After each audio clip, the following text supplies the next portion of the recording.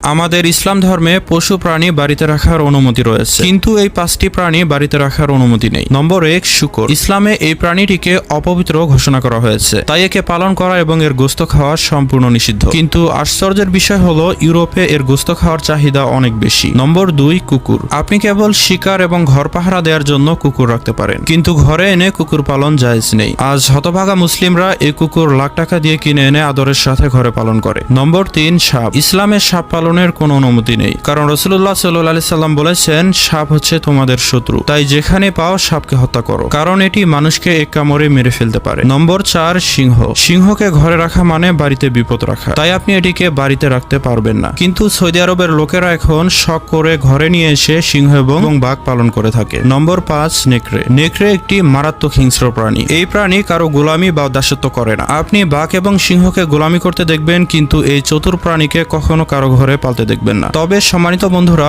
ঘরে বিড়াল পালন জায়েজ রয়েছে এবং এটা খুবই চমৎকার একটি প্রাণী। তো বন্ধুরা, কাদের ঘরে বিড়াল রয়েছে অবশ্যই কমেন্টে জানাবেন।